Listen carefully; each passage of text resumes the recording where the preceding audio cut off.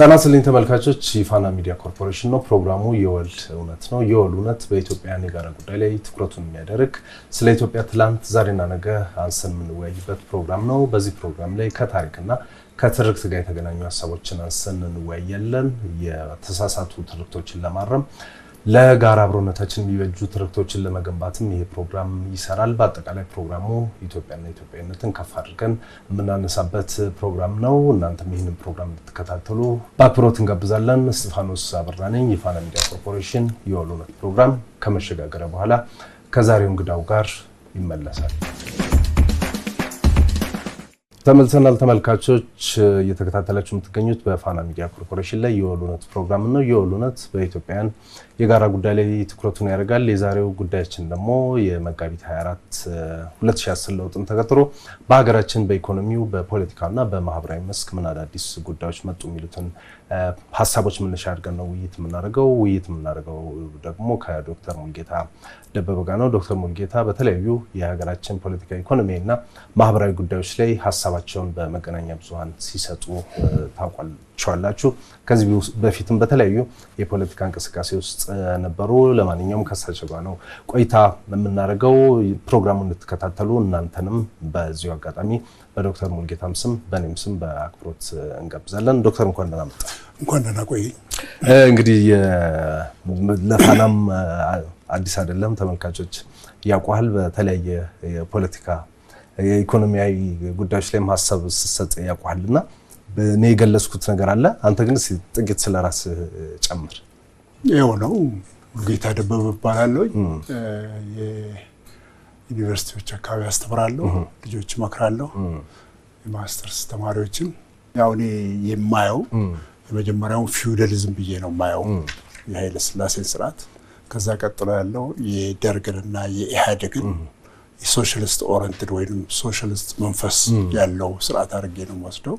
ያሁኑን ደግሞ ወደ ካፒታሊዝም የምናቀናበት ስርዓት ብዬ ነው እዚህ የመደመሩን መንግስት ማየው። ስለዚህ በእነዚህ ሶስቱም ስርዓቶች ውስጥ ገለልተኛም ሆኜ ተሳታፊም ሆኜ አገልግያለሁ፣ ለህዝብ ሰርቻለሁ። እንግዲህ በዚህ ረጅም የአገልግሎት ዘመን ብዙ ኢትዮጵያን በደንብ ታውቃታለህ ብዬ አስባለሁ። ምናልባት ያልክበትም የኢትዮጵያ አካባቢ አይኖርም ብዬ አስባለሁ። እና እስቲ ምን አይነት ሀገር ነች ኢትዮጵያ? እውነት ነው።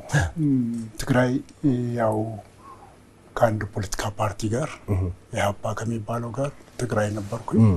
ከዛ ወጥቼ ደግሞ ያኔ ክፍለ ሀገር ነው የሚባለው፣ ከፋ ክፍለ ሀገር፣ ሐረርጌ ክፍለ ሀገር፣ ጋሞ ጎፋ ክፍለ ሀገር፣ እንደዚሁም ሸዋ ክፍለ ሀገር፣ አዲስ አበባ ሰርቻለሁኝ።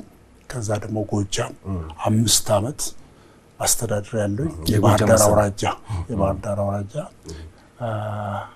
አስተዳደር ውስጥ ባለስልጣን ሆኜ ሰርቻለሁኝ። ስለዚህ ህዝቡን በወለድም ይሁን በማደግም ይሁን በስራ በማገልገል አውቀዋለሁ ብዬ ነው የምናገረው። ኢትዮጵያዊነት ላንተ ምንድን ነው የሚሰጥ ትርጉም? አንዱ። ሁለተኛ ደግሞ አሁን እነዚህ የምትላቸው አካባቢዎች እንግዲህ ጎጃም፣ ሌሎች የምዕራብ ኢትዮጵያ አካባቢዎች የተጠቃቀስካቸው የተለያዩ ባህል፣ እምነት፣ ቋንቋ ያላቸው ህዝቦች የሚኖሩባቸው አካባቢዎች ናቸውና እኛ ሀገር ስለ ህዝቦች ልዩነት እንጂ ህዝቦች አንድ እንደሆኑ ብዙ ጊዜ ሲነሳ እንመለከትም። አንተ እነዚህን የተጠቃቀስካቸውን አካባቢዎች ዞረ ስላየ ምን ያክል ኢትዮጵያውያን የተቀራረብና ምን ያክል አንድ ነን ብለህ ታስባለህ? በመጀመሪያ ይሄ የወል እውነት ስማችሁ በጣም አትራክት አድርጎኛል። በጣም ያቃተን ነገር እሱ ነው። ልዩነቶቻችን ምንድናቸው፣ አንድነታችን ምንድነው ብለን ሶርት አድርገን ማውጣት ስላቃተን ብቻ ነው ግጭቱ እንጂ በደንብ ቁጭ ብለን ዘርዝረን 100 ጉዳዮች ቢኖሩን በ90ዎቹ አንድ አይነት እንሆናለን። 10 ልትሆን ትችላለች የምታፋጀንና ይሄ ችግር አለ። እኔ ዞር ያየሁት ያው እኔ ክላስ ኦሪየንቴሽን ያለኝ የጎጃም ገበሬ በለው የኦሮሚያ ገበሬ ወይም ደግሞ የጋሞ ጎፋ ገበሬ አንድ አይነት ናቸው። ያው ነው፣ ቋንቋ ብቻ ነው የሚለያቸው። ሁሉም ህዝብ የየራሱ እምነት፣ የየራሱ ባህል፣ የየራሱ መከባበር አለው። ስለዚህ በአብዛኛው ልዩነቱ አለ ብዬ የማስበው እኛ ኤሊቶች ጋር ነው ብዬ ነው የማስበው እንጂ ህዝቡ ባህሉም አኗኗሩም ካልተናገረ ይሄ ጎጃሜ ነው፣ ይሄ ጎንደሬ ነው፣ ይሄ ኦሮሞ ነው፣ ይሄ ጋሞ ነው ብለህ መለየት ይቸግርሃል ቋንቋ ካልሆነ በስተቀር። ስለዚህ ህዝቡ በአብዛኛው የራሱ ያኗኗር ዘዬ ያለው ሁሉም ጋር ሰው ማክበር ያለው ፍቅር ያለው የራሱ ስርዓት ያለው ህዝብ ነው። ይሄንን መረዳት ያስፈልጋል። በቋንቋም ረገድ አንዳንዱ ቋንቋ እኮ አሁን አፋን ኦሮሞና ሶማሊኛ ሌሎችም እንዲመመሳሰሎች አሉት ከባህሉም በዘለለ እርስ በርስ ደግሞ በቋንቋም ተመሳሳይነት አለውና እሱ ራሱ አንድ ኢትዮጵያን ልዩነት ብቻ ሳይሆን አንድነት ምን ያክል እንዳለን የሚያሳይ ይመስለኛል። እውነት ነው። መቼም ልዩነት በራስ ውስጥ ማለት በራስ ውስጥ ይኖራል። ግን በኦሮሚያ ውስጥ ኦሮሚያን ብትወስድ ከቦረና እስከ ደምቢዶሎ የቋንቋም ዳይሌክት ልዩነቶች የባህልም ቢሆን ልዩነቶች ከሃይማኖት ጋር ተንጠላጥሎ ታያለ። ከሌላው ጋርም እንደዚሁ። በአብዛኛው ግን ህዝቡ እውነት ለመናገር ስለ ኢትዮጵያ ያለው አመለካከት ስለ ህዝብ ያለው አመለካከት የጋራ የወል አልከዚህ ጋር የወል እውነቶቹ ይበዛሉ። የወል አንድነቶቹ ይበዛሉ ከልዩነቶቹ የበለጠ። ታሪክስ ብዙ ጊዜ እንግዲህ በእግረ መንገድ እናንሳውዬ ነው። ብዙ ጊዜ እኛ ሀገር ታሪክ ብዙ ሰዎች አይስማሙባቸውም፣ ሲጨቃጨቁባቸውም እንመለከታለን። አንተ ከኢትዮጵያም ደግሞ በተለያዩ የዓለም ክፍሎችም ስለነበርክ በሌሎች ሀገሮች እንዲህ አይነት የታሪክ ጭቅጭቆች አይኖሩም። ቢኖሩም ደግሞ የሚፈቱባቸው መንገዶች አሉና የኛ ሀገር ታሪክ ለምንድን ነው ብዙ ጊዜ የሚያጨቃጭቀን? እንዴትስ ነው መፈታት ያለበት እንደዚህ አይነት ጉዳዮች የታሪክ ጭቅጭቆች? እንደምታውቀው የምክክር ኮሚሽን የተጀመሩ ነገሮች እንዳሉ ሆነው ለምንድን ነው የኛ ታሪክ በዚህ ደረጃ አጨቃጫቂ ነው? እኛ አሁን በዚህ የገቡብን ከውጪ የገቡብን ስርዓቶች አሉ። የመደማመጥ የመከባበር ስርዓታችንና ልምዳችን በጣም ወርዷል። ማንኛውንም ነገር በምክክር ከመፍታት ይልቅ የሚቀድመን ወደ ግጭት ማምራት ነው። ይህንን እንግዲህ በጣም ልንሰራበትና ቁጭ ብለን ልንወያይበት ቁጭ ብለን የጋራ እውነቶቻችንን ልናወጣበት የሚገባ ነው። ታሪክም ቢሆን ኢትዮጵያ ህዝብ የራሱ የክልል ታሪክ አለው። እንደገና ደግሞ አገራዊ ትርክት የጋራ ትርክት አለው። ለምሳሌ አድዋን ብትወስድ የጋራችን ነው። ከደቡብ እስከ ሰሜን ከምስራቅ እስከ ምዕራብ ህዝቡ ወጥቶ በወራት ውስጥ ሄዶ የተዋጋበት ኢትዮጵያዊነቱን ያሳየበት ነው። ከዛ በኋላም የተከሰቱ ነገሮችን እንደዚሁ ነው በጋራ የተዋጋው። ታሪክ ሁሉም የግል ታሪክ አለ። ከዛ ቀጥሎ የመንደር ምናምን ታሪክ ይኖራል። ያደገ የሚመጣ ነገር አለ። ግን የወል ታሪካችንና ትርክታችን ግዙፍ ነው። የሚያስተሳስረን ነው። በጣም የሚያመሳስለን ነው። የሚያራርቀን አይደለም በፍጹም። ዛሬ የተገናኘ ነው ከዚህ ከመጋቢት 24 2010 ለውጥ የመጣበት 8ኛ ዓመትን ባለፈው ሳምንት ሲታሰብ ነበርና ምን አይነት ለውጦች አሉ፣ ምን ለውጦች መጡ የሚሉት ነገሮች በሂደት እናነሳለን። ነገር ግን ለውጡ እንዲመጣ ዋነኛው ክቡር ጠቅላይ ሚኒስትር ዶክተር አብይም ወደ ስልጣን እንዲመጡ ያደረጉት ዋነኛው ገፊ ምክንያት ምንድነው ብለህ ታስባለህ? እንግዲህ እንደምታውቀው ከ66 ጀምሮ ኢትዮጵያውያን ለለውጥ ፍላጎት ነበረ። በ83 የመጣው ምንም ለውጥ ኢትዮጵያውያን የለውጥ ተስፋ ነበራቸው። ከዛ በኋላ በምርጫም በነፍጥ አንስተው ጭምር ሲታገሉ የነበሩ ኃይሎች እንደነበሩ እናስታውሳለን። እና የ2010 ለውጥ ደግሞ ከዛ በኋላ ነው የመጣው። ስለዚህ ያ ለውጥ እንዲመጣ ምንድን ነበር ገፊ ምክንያቶች? ምንድነው ወደ ለውጡ የወሰዱ ነገሮች? እንግዲህ ለውጥ የሚመጣው ያው የሚገዛው በቃኝ የማለት ስሜት ሲያመጣ፣ የሚገዛው ደግሞ መግዛት ሲያቅተው፣ ይሄ የራሱ ምክንያቶች አሉ። የምርት ግንኙነቱ አለ። ሌሎች ከኢኮኖሚ ማህበራዊና ፖለቲካዊ ጉዳዮች ጋር የተያያዙ ነገሮች አሉ። ጠቅላይ ሚኒስትሩ በደንብ ማየት ያስፈልጋል። ይሄ መደመር የሚለው እየተቆጠረ መሬት ላይ እየተቀመጠ ነው። በየቀኑ ስታነበው ምኖች ይሄዱ ናቸው ትላለ። የመደመር መንገድ፣ የመደመር ትውልድ፣ አሁን ደግሞ የመደመር መንግስት ተብሎ የተቀመጠው ነገር በደንብ እየተቆጠረ እየሄደ ነው ያለው። በቀጥታ የምታየው ያው ተቋማዊ ለውጦች ታያለ። አብዮት ነው ሪፎርም ነው የሚል ክርክርም አለ። ይዘቱን ስታየው አብዮት ምን አመጣ፣ ምን ለወጠ? አሁን ተቋሞች ተለውጠዋል። ተቋሞች በአዳዲስ መመሪያዎች ተተክተዋል። እንደገናም ደግሞ ከአሮጌው ውስጥ መወሰድ የሚገባቸው ነገሮች እየተወሰዱ ናቸው። አብዮት ዲስትራክት ያደርጋል። ይሄኛው ግን በመንደመር እሳቤ የሚሄደው ከኋለኛው ውስጥ በጣም ጥሩ የሆኑትን ነገሮች የሚያስኬዱ ነገሮችን እየለቀምክ እዚህኛው ላይ እየደመርክ ለወደፊቱ እንደሚሆን እያደረግክ የምትሄድበት እሳቤ ነው። ስለዚህ ሪፎርም ነው አብዮት ነው እስከሚያሰኝ ደረጃ ነው። በዚህ በ8 ዓመት ውስጥ ያሉትን ለውጦች ስታይ አብዮቱ ትልቅ ለውጥ አውጥቷል። በ66 ፈረዳው ለምሳሌ የመሬት አዋጅ፣ የከተማ ቦታና ትርፍ ቤት፣ እንደገና ስርዓቱን ራሱን መገርሰስ ትልቅ ለውጥ ነው። አሁን ደግሞ በዚህ በመደመሩ እሳቤ ያለው አሁን ይሄንበት ያለነው ነገር በ8 ዓመት ውስጥ በጣም ፈጣንና ኳሊቲ የሆኑ ነገሮችን መሬት ላይ ማስቀመጣችን መንግስት ማስቀመጥ መቻሉ ትልቅ ነገሮች ናቸው። ይሄ በምን ይረጋገጣል? በቅርብ ጊዜ ኬንያ ነበርኩኝ። እንደ ኢትዮጵያ በሆነ ነው የሚሉት። እንደ ኢትዮጵያ በሆነ ኢትዮጵያ ሄደን ማየት እንፈልገው እያንዳንዱ ሰው የማገኘው ኢትዮጵያን ሄደን ማየት እንፈልጋለን የሚል ነው የሚገጥመውና ምንድነው የተሰራው? በዚህ ምክንያት አሁን የውጭ ዲፕሎማሲያችን ጥሩ በመሆኑ ከተሞቻችንም አትራክቲቭ በመሆናቸው በ8 ዓመት ይሰራሉ ተብሎ የማይታመኑ ነገሮች እስከ ቤታችን የዘለቁ ነገሮች ናቸው የተሰሩትና የውጭ ሰዎች በጣም አትራክቲቭ ሆነዋል። በቅርብ ጊዜ ዜና ላይ ሰምተሃል።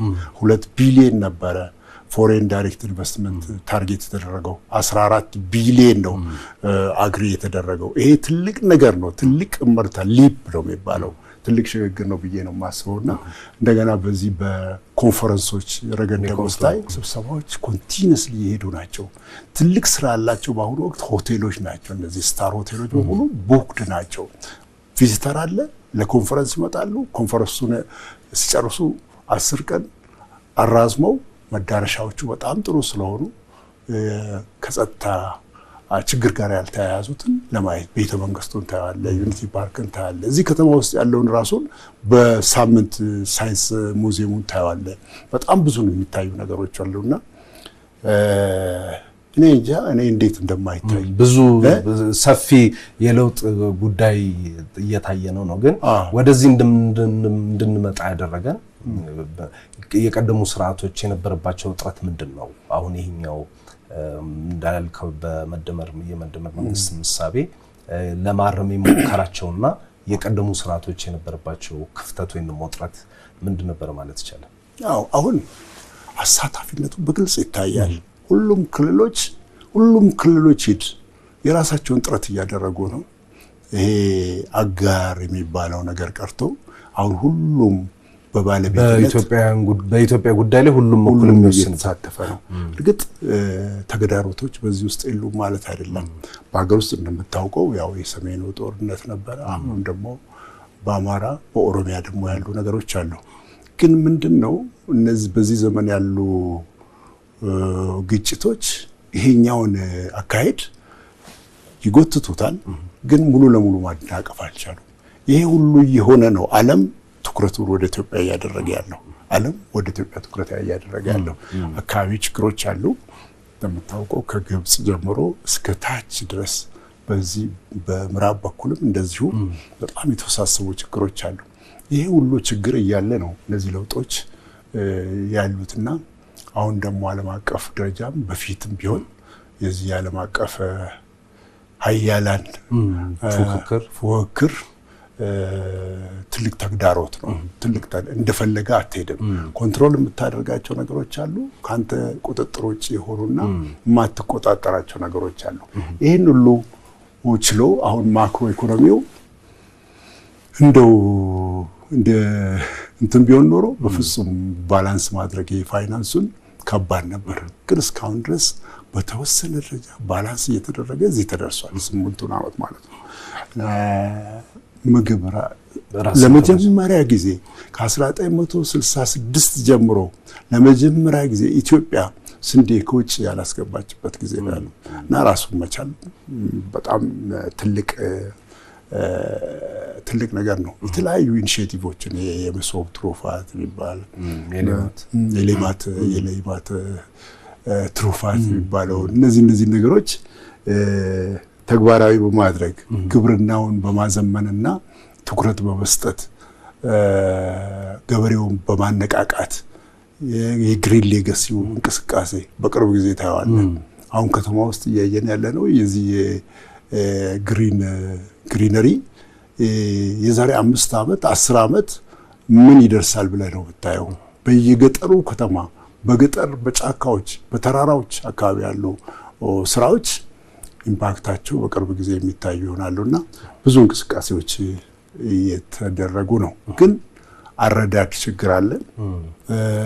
ምናልባትም እኔ ያልጋገርኩት ዳቦ ሁሉ አይጣፍጥም አይነት ምን አለ እንጂ የሚታዩ ነገሮች አሉ። ተጨባጩን ነገር ይሄ ችግር የለም ማለት አይደለም። እኔ 3ቱንም ስርዓት ኖሬበታለሁ አልኩ። ከችግር ተለይተን አናውቅም። ሁልጊዜም ችግር አለ። እኛ ብቻ ደግሞ አይደለንም። ያደጉ አገሮች በሙሉ ይኸው አሁን ያለውን ችግር ሁሉም አገሮች ላይ ችግር አለ እና ገና ደግሞ እንዳልኩ በአንዱ ስርዓት ውስጥ አለ። አሁን ያለፉት ስርዓቶች መንፈስ ያለመላቀቅ አለ። በሰው ኃይል ውስጥ በተጠቃሚው ውስጥ በሁሉም ጋር አለመላቀቅ አለ። ይህንን አጽድተ አዲስ ኢትዮጵያ ደረጃ ላይ ለማድረስ ገና ብዙ ስራዎች ግን ሙከራዎች እየተደረጉ ነው። በዚህ 8 ዓመት ውስጥ እንግዲህ አንደኛው ኢትዮጵያ ውስጥ አሁን ያልካቸውን ለውጦች እንዲመጡ ያደረገው ዋነኛው ምክንያት ከዚህ በፊት ኢትዮጵያን በማይመስል የአይዲዮሎጂ ሀሳብ እስረኝነት ውስጥ እንደኖርን ይታወቃል። ሶሻሊዝም እንደዚህ እየተባለ እኛን በማይመስል አሁን ከለውጡ አንደኛው ለውጥ አገር በቀል ኢትዮጵያን የሚመስል ፕራግማቲክ የሆነ የመደመር ሀሳብን ይዞ መምጣቱ ነው። አንደኛው ብዙ ስኬቶችም እንዲመጡ ያደረገው ተብሎ ብዙ ጊዜ ይነሳልና እንዳልከው መጀመሪያ መደመር ነበረ። ከዛ የመደመር መንገድ የመደመር ትውልድ ተብሎ አሁን ደግሞ የመደመር መንግስት እሳቤዎች ወጥተዋልና የመደመር መንግስት እሳቤዎች ውስጥ ብዙ የተሰሩ ስራዎች አሉ። እንዳልከው በግብርናው በስንዴ ራስን መቻል ጨምሮ የሌማት ትሩፋት ብለ የዘረዘርካቸው ነገሮች አሉ። በማዕድን ብንወስድ ብዙ የመጡ ነገሮች አሉ።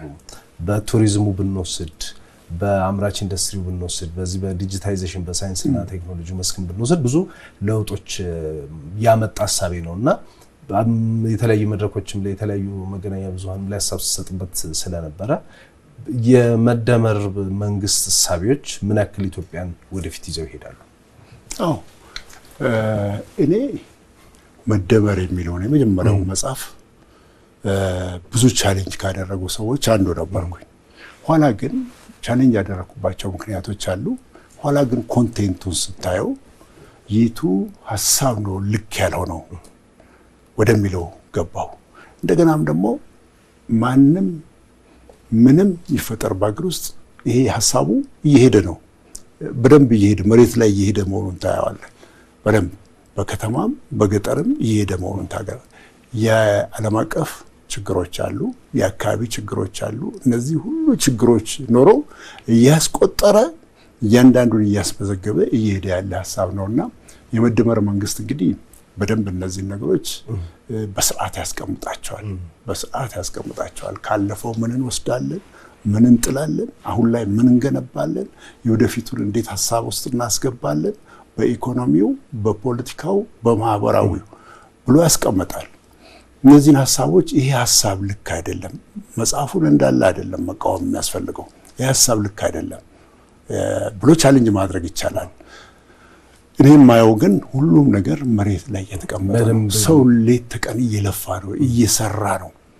በሁሉም ከተሞች አዳማ ብትሄድ፣ ቢሾፍቱ ብትሄድ፣ አዋሳ ብትሄድ፣ ድሬዳዋ ብትሄድ፣ ባህር ዳር እንኳን በእንደዚህ አይነት ችግር ውስጥ ደሴን ራሱ እስቲ በእንደዚህ አይነት ችግር ውስጥ በየቦታው ሐይቅ ላይ የሚሰራ ጎርጎራ ላይ የሚሰራው ነገር፣ ወንጪ ላይ የሚሰራው ነገር፣ አላላ ኬላ ላይ የሚሰራው ነገር ነገ እኮ ሀገር ክፍት ስትሆንና አሁን እንደጀመሩት ሁሉም ተስማምቶ ወደ ወል አገር ግንባታ ሲገቡ አገሪቷ ክፍት ስትሆን ኢንፍራስትራክቸር በደንብ ተዘርግቶ ታሪክ የሚሰራበት ነው የሚሆነው።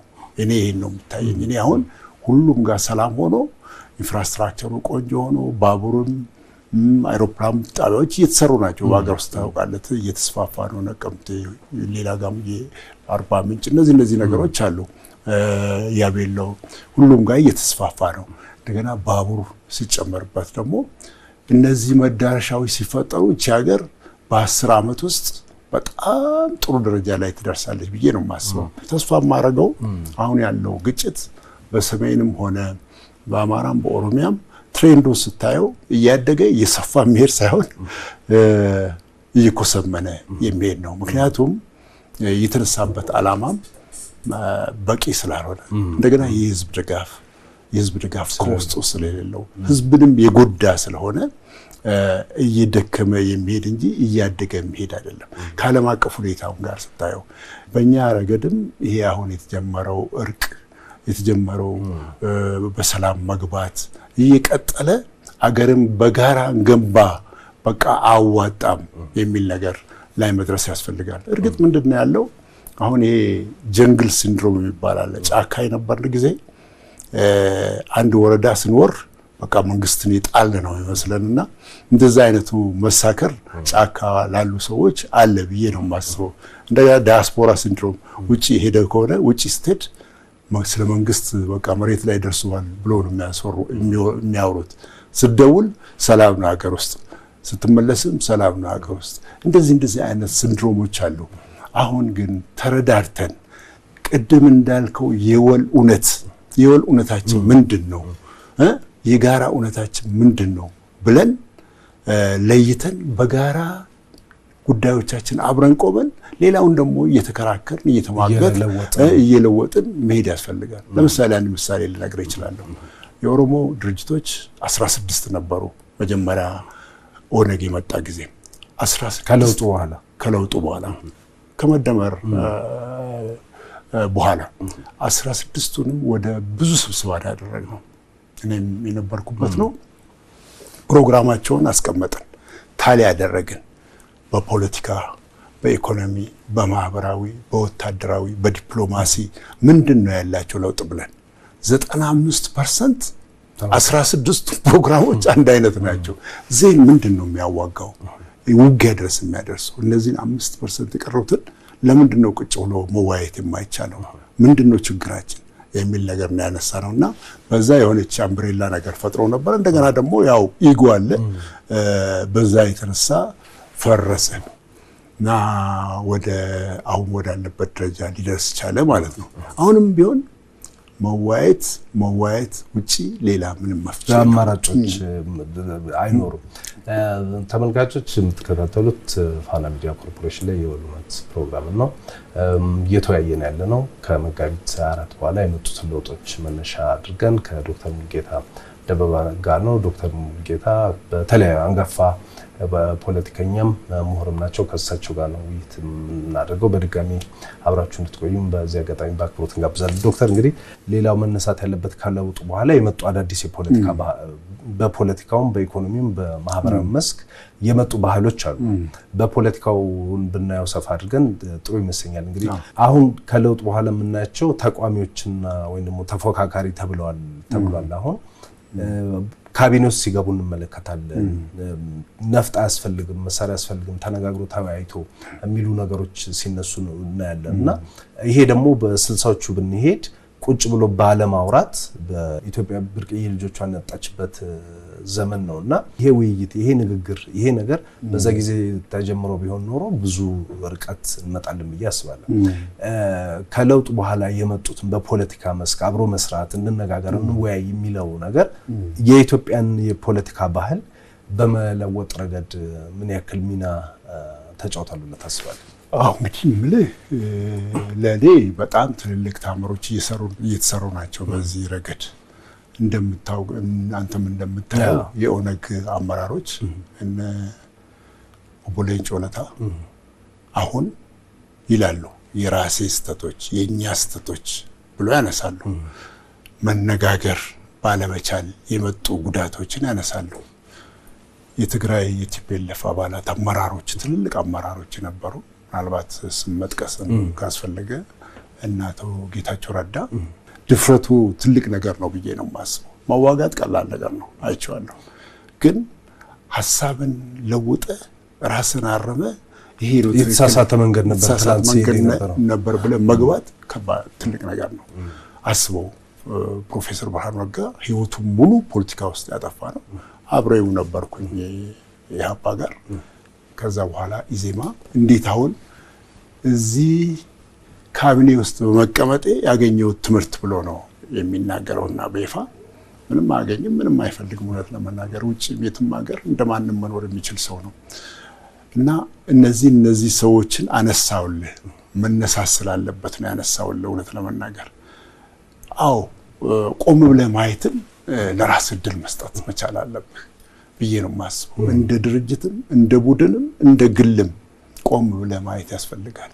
እኔስ ብሆን ከዚህ የተሻለ ምን ለውጥ አመጣለሁ? ቅድም እንዳልኩ እኔ ያልጋገርኩት ዳቦ አይጣፍጥም አይነት ነገር ካልሆነ ሀሳቦች ሊኖረን ይችላል ሁላችንም። እኔም ብሆን ከዚህ በፊት ግን ይታሰብ ነበር አሁን ተቋሚዎችን በመንግስት ካቢኔ ውስጥ ማሳተፍ እንደዚህ አይነት ነገሮች የሚታሰብ ነበር በኢትዮጵያ የፖለቲካ ባህል ውስጥ? ከባድ ነው፣ በጣም ከባድ ነው። ያው በደርግ ጊዜ እንደምታውቀው ያው ቅጣቱ የመረረ ነው። ትንሽ ዲቬት ካረክ በኃይለ ሥላሴ ጊዜም እንደዚሁ ነው። ትንሽ ዲቬት ካረክ ትታሻለህ። ያው ዋጋው ከባድ ነው። በኢህአዴግም ዋጋው አይደለም ተደራይት በተቃዋሚነት መቆም ምልክት ማሳየት ራሱ ከባድ ነው። እና አሁን ይሄን ሁሉ ችሎ ተቻችሎና አብሮ ሆኖ በቃ የውል ጉዳያችን ይሄ ነው። ልዩነቶች አለን፣ ልዩነቶቻችንን ቀስ ብለን እንፈታለን። የፖለቲካ የኢኮኖሚና የማህበራዊ እንዲሁም የውጭ ጉዳይ እሳቤዎቻችንን የወታደራዊ እሳቤዎቻችንን ቀስ ብለን እንፈታዋለን። አሁን ግን የጋራ ችግሮች አሉን። እቺን ሀገር የተጋረጠችበት ዓለም አቀፍ ሁኔታዎች አሉ፣ የአካባቢ ሁኔታዎች አሉ። እንደገና የቅርብ ጠላት ብለን የምንፈርጃቸው ያው ታሪካዊ የሆነ ጠላትነት ያላቸው አካባቢዎች አሉ። ከነዚህ ጋር በጋራ መታገል አለብን፣ ልዩነቶቻችንን ቀስ ብለን መፍታት አለብን የሚለው ሐሳብ በጣም የማደንቀው ሐሳብ ነው። ኮመናሊቲስ የሚባለው እንግዲህ ዶክተር ሌላኛው ደግሞ አሁን የኢትዮጵያን የጋራ ጉዳይ የሆነ የመጣውና እንዳልከው የወል ጉዳዮችን መገንባት አለብን ከሚለው አሳሰብ አንፃር የኢትዮጵያን የወል የሆኑ ከመጡ ነገሮች አንዱ የዚህ ባህር በር ጉዳይ ነው። እሱ ደግሞ ብዙ እንግዲህ በተቃውሞ በተፎካካሪ ፓርቲዎች ጭምር እየደገፉት ጉዳይ ነውና አንደኛ እንዴት አጀንዳውን አንተ እንድታየዋለህ፣ አንዱ ሁለተኛ ፖለቲካ ውስጥ አክቲቭ ስለነበርክ እና አሁን ክቡር ጠቅላይ ሚኒስትሩም ባለፈው ፓርላማም ከዛ በፊትም ሲያነሱ እንደነበረው ኢትዮጵያ የባህር በር ያጣችበትን ውሳኔ ያሳለፈው ማን እንደሆነ አናቅም የሚል ሀሳብ ሰጥተው ነበርና አንተ ፖለቲካ ውስጥም ስለነበር ጉዳዩንም በደንብ ስለምትከታተለው አንደኛ ማን ወሰነው ኢትዮጵያን የባህር በር ያሳጣውን ውሳኔ? ኢትዮጵያ ታሪካዊ ጠላቶች ናቸው የሚሉ አሉ፣ ሌሎች የሚሰጡ ሀሳቦች አሉ። በአንተ እምነት ግን ማን ነው ይሄን ውሳኔ ወሰነው? አንድ ሁለተኛ የባህር በር ማጣታችን በኢኮኖሚውም በሴኩሪቲውም አሁን ባለው የዓለም የፖለቲካ ኦርደርም ውስጥ የፈጠረብን ተጽዕኖ አለና አሁን ደግሞ እሱን ለመቀልበስ እየሄደ ያለበት ርቀት አለና እሱን አድርገን እንዴት ታዋለህ? እሱ እንግዲህ ብዙ ከኢህአዴግ ጋር ተያይዞ በተለይ ከኤርትራ በትምህርት ጥቅስ መገንጠል ጋር ተያይዞ የመጨረሻው እድል የተዘጋበት ነው ብዬ ነው የማስበው። ይሄ ህጋዊ ነው፣ ከህግ አግባብ እንዴት ነው፣ ከታሪክ አግባብ እንዴት ነው፣ ከዓለም አቀፍ ህግ አንጻር እንዴት ነው፣ ከሀገራችን ጉዳይ ጋር እንዴት ነው የሚለው ወደፊት የዚህ ዘርፍ ምሁሮቻችን በጣም በሰፊው የሚወያዩበትና የሚከራከሩበት አሁን ከባህር በር ማጣት 5% ኢኮኖሚያችን ነው ባህር በር አሁን የያዘው ከውጭ በምናስገባውና በምናስወጣው ላይ ከዚች ሀገር 25% ቀላል ነገር አይደለም። እሱ ብቻ አይደለም፣ ከዓለም ጋር የምናደርጋቸውን ግንኙነቶች በጣም ያሰረ ነው። አሁን ያለው የሆርሙዝ ቀውስ ቾኪንግ ፖይንት ነው የሚባለው፣ አንገት ጉሮሮ ነው እስራኤልንና ዓለምን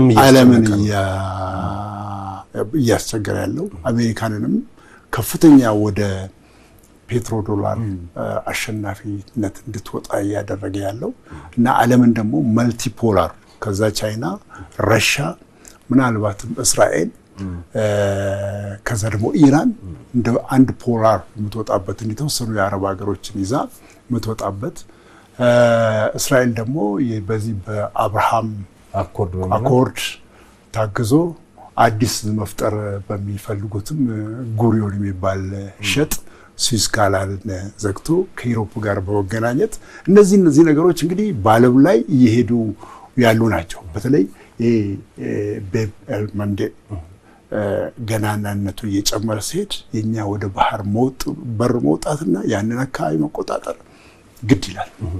ባህር በር ብቻ አይደለም፣ ለወደብነት ብቻ አይደለም። ባህር በር ላይ በጣም ብዙ ኢምፖርታንት የሆኑ ስራዎች የሚሰሩበት ጉዳይ ስላለ ወደ ዓለም ኢኮኖሚ በጣም ወሳኝ ነው። ወደ አውሮፓ፣ ወደ አረቢያ ፊታችንን ለማዞር በጣም በጣም በጣም ወሳኝ ነው። ስለዚህ ወሳኝ ስለሆነ በግድ የምንወስደው አይደለም። ህጋዊም ታሪካዊም መብቶች በብዙ መልኩ ስላሉ ነው። የተለያዩ የዓለም ቻርተሮችም እነዚህን ነገሮች ስለሚፈቅዱ ነው። ስለዚህ እዚህ ላይ ኢትዮጵያን አንድ ሆነው መስራት ግድ ይላል። በዲፕሎማሲም ማን ባለፉት ጊዜ አመታት በተሰሩት ስራዎች የመጡት በዓለም አቀፍ ደረጃም ጉዳዩን አጀንዳ ማድረግ እንደተቻለም ይታያል። እንግዲህ እያጠቃለለም እንድንመጣ በተለይ ባለፉት 8 አመታት የተጀመሩ ብዙ ተስፋ ሰጪ ነገሮች አሉ። ቅድም እንዳልከው በግብርናው በማዕድኑም ብንወስድ አሁን የተፈጥሮ ጋዝ የተፈጥሮ የማዳበሪያ ፕሮጀክቶች የተጀመራሉ። የዚህ ግዙፉ የቢሾፍቱ ኤርፖርትም የተጀመረ አለ። ሌሎቹ የህዳሴ ግድብን መጠናቀቅ በራሱ ይዞት የሚመጣው ነገሮች አሉ። ብዙ በኢትዮጵያ ብዙ ተስፋ ሰጪ ነገሮች ከፊታችን እንዳሉ እንመለከታለን በብዙ መልኩና እነዚህ አሁን ልክ ህዳሴን እንዳጠናቀቅ ነው። አሁን ደግሞ አንተም እንደተጠቀስከው በባህር በር ጉዳይ በጋራ ሆነን እሱን ነገሮች ማሳካት ከተቻለን የማዳበሪያውን ከጨረሰን ሌሎቹን እዚህ የተፈጥሮ ጋዝ እንደዚህ ነገሮችን በጋራ ማሳካት ከቻለን ችግሮቻችንን ደግሞ በምክክር ኮሚሽን አይነት ከፈታን ኢትዮጵያ የዛሬ 10 15 20 አመት ምን አይነት ሀገር ይኖራናል ብለህ ታስባለህ? ወይ ደግሞ ለሚቀጥለው ትውልድ የምትሻጋገረው ኢትዮጵያ ምን አይነት ነች ብለህ ታስባለህ? አሁን ብዙ ሰዎች ሲንጋፖርን ያነሳሉ አይደል? ሲንጋፖር እኮ 9 ሚሊዮን ህዝብ ነው። አብዛኛው ቻይና ያለበት ነው። የሌላ ሀገር ሰዎች ያሉበት ነው። እኛ ሀገር ህዝብ በጣም ብዙ ነው። ይሄንን እንዲበላ አድርገህ በሰላም አብሮ እንዲኖር ማድረግ ትላንት ከነበረበት በጣም ውጥንቅጥ ነገር ውስጥ ወጥቶ ይሄን ሁሉ ባላንስ አድርገህ ማኖር መቻል ከባድ ነገር ነው። በተለይ በትምህርት ዘርፍ እርግጥ ትምህርት ተጽዕኖ አድርጎብናል። ምክንያቱም ወጣቱን ከግብርና ከምርት ተፈናቅሎ ወይ በደንብ ሳይማር ከተማ ላይ ስደተኛ ሆኖ እንዲቀመጥ ነው ያደረገው። አሁን በትምህርት ዘርፍ እየተሰራ ያለው ነገር በጣም ተስፋ ሰጪ ይመስለኛል። ሌሎች ነገሮች አሉ፣ ትልልቅ ነገሮች። የኒውክሌር ፕሮጀክት እንላለን። እንደ ኢትዮጵያ ማሰብ በጣም ከባድ ነው። የነዳጅና የማዕድን ጉዳዮች አሉ። የኢንፍራስትራክቸር ጠቅላይ ሚኒስትሩ ባለፈው ሲናገሩ የነበረው በጣም ትልልቅ የኢንፍራስትራክቸር እቅዶች አሉ። ጠቅላይ ሚኒስትሩ እንደምታውቀው ህዝቡን ሰርፕራይዝ ማድረግ ነው የሚፈልጉት። የሆኑ ነገሮች ይጀምራሉ። አሁን እስቲ ለምሳሌ አዲስ አበባ ውስጥ ያለው የዚህ የአዲስ ስፖርት ፓርክ አትሌቶቻችንን ለማስታወስ የተደረገው የኦሎምፒክ ጀግኖች በሙሉ እዛው ውስጥ ያሉት ሊቆምለት። በቅርብ ጊዜ ደግሞ ታያለ ወሊሶ ላይ እየተሰራ ያለው የአድዋ ጀግኖች ፓርክ አለ። ደግሞ እዛ ሄደ ስታይ ትገረማለህ። ጀግኖቹ እንደዚህ ራሱ የአድዋ ሙዚየም ራሱ ብዙ ናቸው። ቤተ መንግስቱ ራሱ ፈረንጅ እኮ አይቶት እኮ በጣም ተደንቆ የሚሄደው ነው። እነዚህ የዛሬ 10 ዓመት 20 ዓመት ምን አይነት ሀገር ይሰጡናል ማለት ታስባለህ? አሁን ማዳበሪያ ፋብሪካው አለ፣ የነዳጅ አለ፣ ቱሪዝሙ ቅድም እንዳልኩ አለ፣ ህዳሴ ኃይል ማመንጨት ብቻ ሳይሆን አሳ ያመነጨ ነው። ቱሪዝም እየሳበ ነው። በጣም ብዙ ነገሮች ናቸውና እኔ ብዙ ጊዜ የምለው አለ ትልቅ ነበር ትልቅ ምን ሆናለን አይደለም የሚባለው። ትልቅ ነበር አሁንም በጣም ትልቅ ነን፣ እጅግ በጣም ትልቅ እንሆናለን የሚል ተስፋ አለኝ። እንደዛ ነው። ስለዚህ የተሻለ ሀገር ይኖረናል ምንም ጥያቄ የለውም። እንግዲህ ባጭሩ ደግሞ በዚህ ከምክክር ኮሚሽኑ ጋር አንዳንድ ቅርበት እንዳለ አውቃለሁና እሱንስ ምን ያክል እንግዲህ ይሄ ባለፉት የፖለቲካ ስርዓቶች ያልነበረ አዲስ የመጣ አድል ነውና እንደ አይነት ነገሮችን በምን መልኩ ነው መጠቀም ያለብን? የምክክር ኮሚሽን አሁን ይዛ አካል ነኝ፣ የምክክር ኮሚሽኑ ተሳታፊ ነኝ። በኦሮሚያ ደረጃም በአገር አቀፍ ደረጃም ተሳታፊ ነኝ እና እሱ ትልቅ ነው። ማአት ሺህ ጥያቄዎች ናቸው የቀረቡት፣ ማአት ሺህ ጉዳዮች ናቸው የተነሱት። ያው ተንጓለው 10-20 የሚሆኑ ከህገ መንግስት ጋር የተያዙ ከብሔር ብሔረሰቦች ጋር የተያዙ ምናምን ወጥቷል። እነዚህን ቁጭ ብለን ተወያይተን መልክ ስናስይዛቸው ችግሮቻችን እየተፈቱ ይሄዳሉ። ደግሞ ለተቋሰልነው ነገር ደግሞ ትራንዚሽናል ጀስቲስ የሚል መንግስት አቋቁሟል። በቃ ይቅርታ የምንደራረግበት፣ በቃ ተሳስተን ነበረ። ይኸው እኮ ከጠቅላይ ሚኒስትሩና ከአቶ ጌታቸው በላይ እንትን ያለ የለም። የትም ቦታ አብረው እየሰሩ እየተደማመጡ ለዚች ሀገር ጋራ ነገር እየሰሩ ነው ያሉት። ሁሉም እንደዚህ መሆን አለበት። በሰሜንም በአማራ ክልልም በኦሮሚያም እንደዛ መሆን አለበት። እንደዚህ ካደረግን ችግሮቻችን ይቀርፋሉ። ዶክተር በጣም ነው የምናመሰግነው ለመጣህ እና ሀሳብ ስለሰጠን በጣም ነው የምናመሰግነው። እኔም በጣም አመሰግናለሁ። ተመልካቾች እናንተንም እናመሰግናለን። ስትከታተሉ የቆያችሁት በፋና ሚዲያ ኮርፖሬሽን ላይ የዋሉነት ፕሮግራም ነው። የመጋቢት 24 ለውጥ በሀገራችን ፖለቲካ፣ ኢኮኖሚና ማህበራዊ ጉዳዮች ላይ ምን ለውጦችን አመጣ በሚል ከዶክተር ሙልጌታ ደበበ ጋር ይህን የመሰለ ውይይት አድርገናል። ውይይቱን ስለተከታተላችሁ እናመሰግናለን። እስጢፋኖስ አበራ ነበርኩኝ። የፋና ሚዲያ ኮርፖሬሽን የዋሉነት ፕሮግራም በሚቀጥለው ሳምንት እንደዚሁ ከሌላ እንግዳ ጋር ይመለሳል። እስከዛው ተመልካቾች በያላችሁበት መልካም ጊዜ ይሁንላችሁ።